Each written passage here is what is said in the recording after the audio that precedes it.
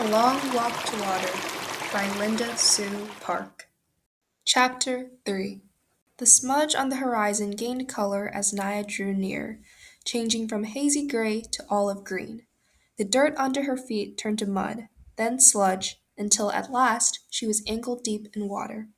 There was always so much life around the pond. Other people, mostly women and girls, who had come to fill their own containers. Many kinds of birds, all flap and twitter and caw. Herds of cattle that had been brought to the good grazing by the young boys who looked after them. Naya took the hollowed gourd that was tied to the handle of the plastic container. She untied it, scooped up the brown muddy water, and drank. It took 2 gourdfuls before she felt a little cooler inside. Naya filled the container all the way to the top.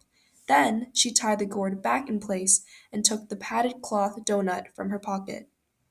The doughnut went on her head first, followed by the heavy container of water which she would hold in place with one hand.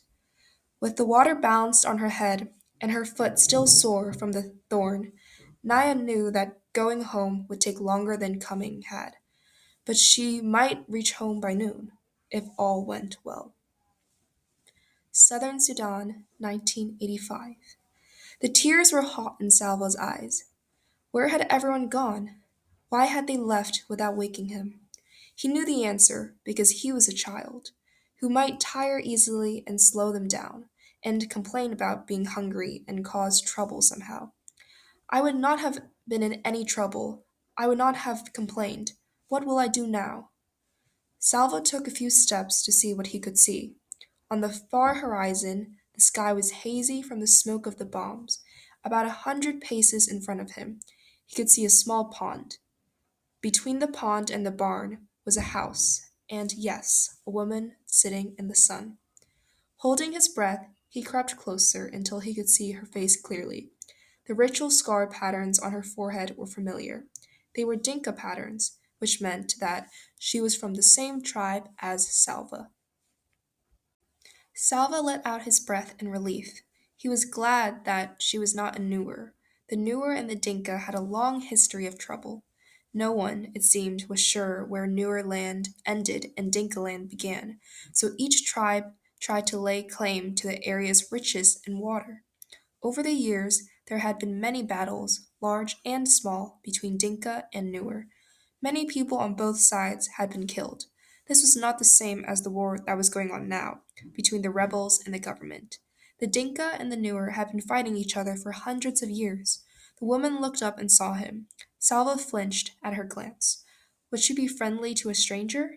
Would she be angry with him for spending the night in her barn? But at least he was not alone now, and that acknowledge was stronger than the uncertainty about what the woman might do or say to him. He walked toward her. "Good morning, Auntie," he said, his voice trembling.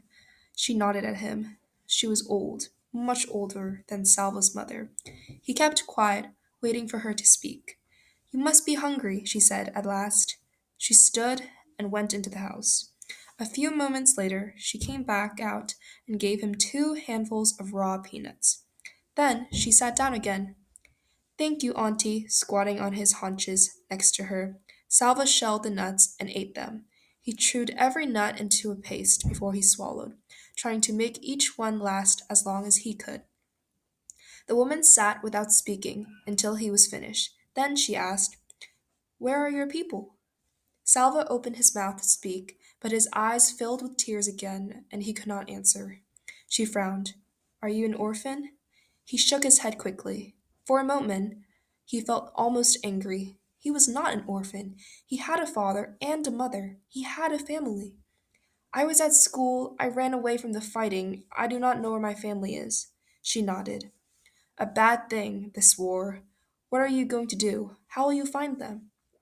Salva had no answer. He had hoped that the woman might have some answers for him. After all, she was an adult. Instead, she only had questions. Everything was upside down. Salva stayed in the woman's barn again that night. He began to make a plan. "Maybe I can stay here until the fighting stops. Then I will go back to my village and find my family." He worked hard so she would not send him away. For 3 days he fetched firewood from the bush and water from the pond. But the pond was drying up. Each day it was harder to fill the gourds. During the daytime, Salva could hear the distant booming of artillery from the fighting a few miles away. With every shell that exploded, he would think of his family, hoping they were safe, wondering desperately where he would be with them again. On the fourth day, old woman told him that she was leaving. You have seen that the pond is only a puddle now. Winter is coming, and the dry season, and this fighting. She nodded her head in the direction of the noise. I will go to a different village near water. You cannot stay with me any longer. Salva stared at her as panic rose inside him. Why can't I go with her? The woman spoke again before he could ask aloud. The soldiers will leave me alone, an old woman on her own. It would be more dangerous for me to travel with you. She shook her head in sympathy. I am sorry, I cannot help you any more, she said. Wherever it is you walk, just be sure to walk away from the fighting. Salva stumbled back to the barn. What will I do? Where will I go? The words repeated themselves 1,000 times in his head. It was so strange. He had known the old woman for only a few days, but now he could not imagine what he would do once she was gone. He sat inside the barn and stared out, looking at nothing. As the light grew dimmer, the noises of evening began the buzz of insects, the rustling of dry leaves, and another sound voices. Salver turned his head toward the sound. Yes, it was voices. Some people were walking toward the house, a small group, fewer than a dozen. As they approached, Salva took a sharp breath. In the fading light, he could see the faces of those nearest him. Two of the men had patterns of V-shaped scars on their foreheads. Dinka patterns again, the kind that were given to the boys in Salva's village as part of the ritual of becoming a man. Those people were Dinka too. Could his family be among them?